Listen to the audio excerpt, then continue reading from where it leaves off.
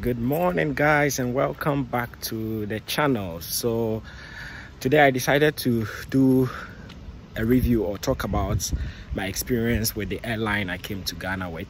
I had some experiences I would like to share with you, and I would like to do this over a waakye, so it's going to be a mukbang. So I'm now heading to the waakye joint to buy waakye. It's morning, I'm having waakye as my breakfast, so you guys would get to see how it feels like eating waakye in the morning in Ghana. Then we can talk about my flight experience, so come with me.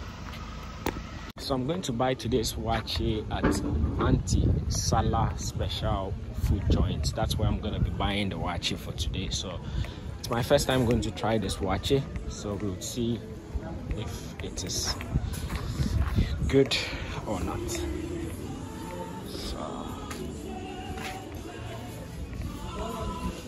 Good morning. Morning. What's your waakye? Yo.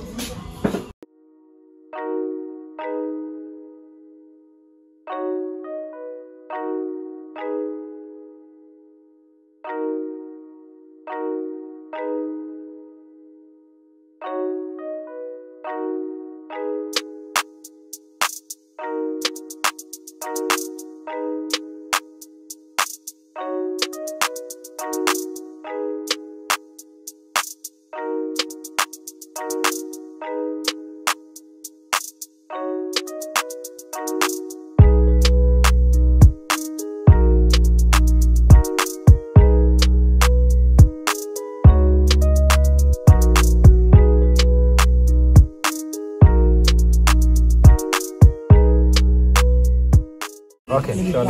Okay, but that's it. Okay, so I'm done buying waakye, and then now I go home and enjoy it. So guys, my waakye is ready and all set to go. And because it's in leaf, I'm going to eat with my hand. It's well washed with soap, so my hand is clean. And before we get into the topic for today, let me quickly tell you what I'm having. So I'm having waakye with spaghetti, some gari, I have egg, I have fried plantain, and I have meat. I assume it's beef, and I have some salad as well. So in total, this food costs 9 cedi 20 pesos. So the waakye was 2 cedi, I bought the leaves for 1 cedi. The gari with the spaghetti was 1 cedi, and I bought eggs. I think the egg was 1 cedi 20 pesos, and I bought plantain, and I bought meat, which was 3 cedi. So everything was 9 cedi 20 pesos. And for those of you that don't know, waakye is made of beans and rice. So for today's mukbang, I'm going to talk about my experience with Turkish Airlines. But before we get into it, I would like to take this opportunity to give shout outs to some few folks out there who actively share our videos. Shout out to Amanda and Ashley. I really appreciate for sharing our videos. And for all of you out there, please do share our videos and subscribe. If we see you do that, we'll definitely give you a shout out. If you would like us to give some shout outs to you as well, you can comment in the comment section, and in our next video we are going to send out some shout outs to you. So, in today's mukbang, I decided to talk about my experience with Turkish Airlines. This is my second time flying with Turkish, and this time I didn't like it very well compared to the first time. And I felt I should talk about it because, you know, people, as borders are opening, people have decided to travel, and some of you out there may be deciding to fly with Turkish Air. So, I just want to use this opportunity to tell you my experience and if this will influence your decision to still go with Turkish Air or not. So I flew with Turkish Air from Budapest to Accra about a week or two ago. No, I think it's 2 weeks ago. And my first experience at the airport, so the boarding gate that was showing on the board, on the digital board at the airport, that we were supposed to go board our gate when it was time. I went there to the gates, I think about half an hour or 45 minutes before the boarding time. And I was sitting there and waiting, and it was time to board. And I realized that they had actually changed the boarding gate. So they changed that without announcing to anyone. And one lady actually realized when it was time for boarding that it didn't seem like it was Turkish Air. So she went to ask the cabin crew, the cabin crews who were around as of then, and she was told that the gates changed. So I followed her and we went to a different gate. So had it not been that we didn't ask and we're just sitting there, we would have probably missed our flight without even knowing. And it wasn't just me actually. Some other folks also didn't know, so we had to like rush to the new gate and then board the flight. The boarding process from Budapest was very smooth. They didn't check any COVID test whatsoever, so it was very smooth. And the flight actually left on time, which is very good and very, very important. Because in the past I've had experiences where some flights delay like 20-30 minutes and you have to keep sitting and waiting, but this time we left exactly on time. And the flight from Budapest to Istanbul was about 1 hour 30 or 40 minutes. I think they even arrived a few minutes before the scheduled arrival time in Istanbul, so that was very, very cool. And from this flight, on this flight from Budapest to Istanbul, the in-flight meal, which I'm going to show you, was 100 milliliter juice and a very small, tiny sandwich and a small bottle of water, which is usual because this is like a short haul flight, so I had no issues with it. I mean, I've been in short haul 1 hour, 2 hours flights where you don't even get anything, so that was good. I was like, well, at least we got something. And then we got to Istanbul. I didn't have much time of laying over, so I could not even really explore the airport. I just went straight to, straight through the security checks and then straight to the boarding gate. And over there, because there were like so many of us traveling to Ghana, I think they had begun the process earlier. So I just went straight and joined in the queue and they started checking the COVID-19 test. So I saw from afar that for some people who had their test outside the 72-hour window, so if your test was older than 72 hours, then they weren't going to allow you to board because they had specifically stated that your test should be maximum 72 hours old. So for those of you planning to go to Ghana, you should ensure that your test is between this range, or else it's not going to go smoothly with you. So these folks were sidelined, and then for us who had ours within the stipulated hours, we were allowed to board when the boarding time came. And I think later they actually allowed these people who had theirs over 72 hours, but they delayed them a little bit, but they later allowed them to board the flight. I actually saw some of them. But I actually overheard that one guy came to the airport without a COVID test at all, which for me is strange because there have been announcements everywhere. I believe around this time, we are not in normal times, and if you are traveling to a country, you do the due diligence to check what are some of the regulations or protocols there at the moment. But this guy, I have no idea where he was coming from, but apparently he didn't even have any test at all, so he wasn't allowed to board. So I heard that he missed the flight, obviously, and he was asked to go and take a test at the airport, which was going to take him like 3 or 4 hours to receive the results, which means he couldn't fly with the airline. So yeah, the time came, we boarded the flight, it was really smooth, we took off safely. One hour, 1.5 hours into the flight, the cabin crew came around, the most anticipated moments when, they are going to give food. And for me, I was really anticipating it because I had not eaten since, I think around 2 p.m. when I left Budapest, and it's already like 2 a.m. So I was like, well, maybe this time they are bringing some food so I can eat something. And then the cabin crew came around. I was not so far from the front seat, so it got to me pretty quick. But when they were sharing the food, this time it wasn't usual. So they were giving like a pack that had something in it. So like it was like a brown pack, and they were just giving it out. So it got to my turn and gave me mine, and I opened it. And guess what? It was the same meal they gave to us from Budapest to Istanbul. So that same 100 milliliter juice and a certain sandwich. I have no idea. You have no choice. They just give it to you, and I think about 100 milliliter bottle of water. So I was wondering, like, well, maybe this is just the starter. They would bring something else later.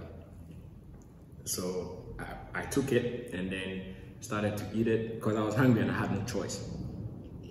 But this wasn't usual to me because I know that for long haul flights, especially in the case where, in my case where we were flying from Istanbul to Accra for over 6 hours, I was expecting them to give food, you know, like proper food.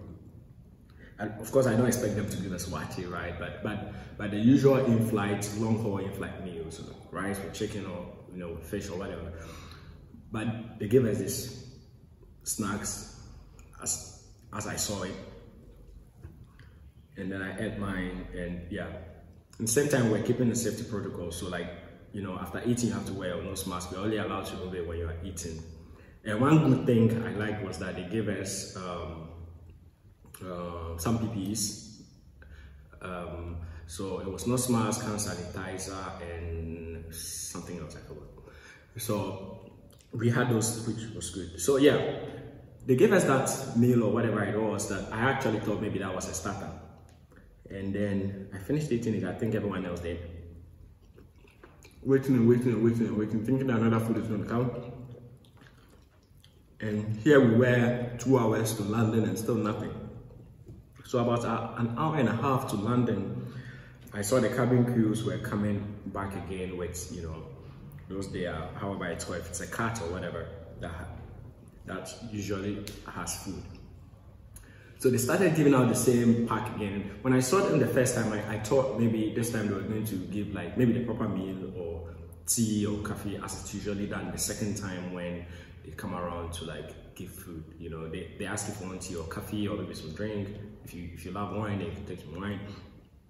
But unfortunately, they came back and they gave us the same snacks or whatever it's called that they gave us the first time. And this time I was like, no, this is just too much. We pay over how much euros? Like my ticket, for instance, it was almost 800 euros, and you give us something that cost not even more than $15. Come on, Turkish Airlines, you could have done better. So it was the same thing, the same juice, the same sandwich, the same water, and this time, you know, at least give people the choice to choose which sandwich they want, right? So they didn't care if you're a vegetarian or not, if you like meat or not. I even had no idea what sort of sandwich it was. But then that was what we're giving. And I looked around and the people around me didn't seem very happy with what they also got. And then yeah, at least the flight was smooth. So we landed in Ghana safely. You know, people weren't so happy, but at least we are safe home. We went through the COVID protocols and security checks and immigration checks and everything. And now it was time to get our luggages. And then here I was, the luggages kept coming out, and I was checking all the luggages, and I couldn't find mine. And I wasn't the only one. People couldn't find theirs. People could find some, they couldn't find others. People had some of their luggages broken. So at a point I was even scared. I was like, what's happening to my luggage? So I kept waiting and waiting. I waited for like 2 hours. And later we were told that the luggages are finished. So like they've offloaded all the luggages from the airplane. Mine wasn't there. Several other people also didn't get their luggages. I was super angry and super pissed. I was like, what happened? I mean, if it were just one person whose luggage or 2 or 3 people whose luggage didn't come, then we could say that, well, maybe they forgot, they were in a rush. But this time we're more than 20 people, our luggages didn't arrive. So we were asked to go to a certain room at the airport, to the Turkish Airline stand or whatever it is, around the baggage claims, to file a complaint so that the next airline that was going to come to Ghana would bring our luggage. And this was like a very tiny room. It's not ventilated, there were no windows at all, no AC, and it was super hot and network wasn't working.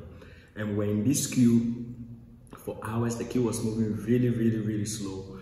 And the worst part of it to me was that some of the ground workers at the airport took other people's boarding pass, crossed the line, and go in there to file their complaint for them. And we were in the queue. And I was like, really? So at that point, I was just losing it. I was like super pissed. I just didn't know what to do. My family was waiting for me outside. There was no, I mean, I was relying on the airport Wi-Fi, you know, to communicate with my family. And then since that room didn't have a connection, I needed to go outside the room anytime I wanted to talk to them, and then come back inside. And the room was super hot, like very hot. So, and I mean, for someone who probably may have been traveling from Europe or some part of the world that's like very cold, you would expect that places like this would have an AC, because you are coming from like a very cold temperature, and all of a sudden, even already in Ghana, it's like super hot. And imagine, you know, being inside, you know, a non-ventilated room. So the queue was moving super slow. I spent about 3 hours in that queue, and gradually was moving by very slow. And at one point I went outside. I was going to talk again to my family, and there was this other guy from the baggage claims who came around, and he was like, well, you guys can come to the other side, because then I can also, you know, file your complaint for you. So I was lucky, like when he said it, I heard him right away. So like I was the first for that queue, so I just went with him, and then he actually took some details. He took the baggage tag numbers, description of my luggages, and then he gave me a certain form, and he was like, well, you can go home, and if your luggage arrives there, we'll give you a call so you can come for it. Fortunately for me, I had most of my clothes in my backpack, the bag I took into the plane, so like my carry-on luggage. So that was what saved me. I had at least my clothes in there. So I had to come home without my luggage. That was very sad. And at that point, I was just praying and super hoping that no one tampers with my luggage, because I had a lot of valuables in there, and you know, imagine if someone would have broken into it. So the next day, if you've not seen my video about the airline lost my luggage, check up there. You should see the link to that video. So the next day, after I reactivated my SIM, I called them, and they said that luggage arrived. So I went there to the airport to pick it up, and this actually made me start to think twice about Turkish Air if I'm ever going to consider them in my future trips. I still have to go back with them on my return to Budapest. I hope that this time they would give a better impression. But out of the 14 different airlines that I've flown, different flight companies I've flown with, Turkish used to be in the top 5, but with this, they dropped. And maybe in the future, I'm not going to consider them unless in a very worst situation. And maybe this video will also influence your decision on if you want to go with Turkish Air or not. I know perhaps some people have had good experiences with them, but this was my own experience. I'm talking from my own experience. So I hope this helps you, and you're prepared mentally with the help of this video, so that if you need to go through something like that, then you know that, well, I saw this information on Kwame and Nane's vlog, and I would hope that it would be useful to you to prepare you for your flight ahead with Turkish Airlines. Thanks very much for watching. I hope this was very informative to you. I hope also that you subscribe to our channel. If you haven't, then please do so. Don't forget, hit the subscription button and notification bell, so anytime we post a new video, you'll be the first. And I also like you to share this video to your friends, to your families, especially around this festive season that people are traveling back home and to other places. They may need it, so share this. Thanks very much for watching, and catch you in our next video. Bye.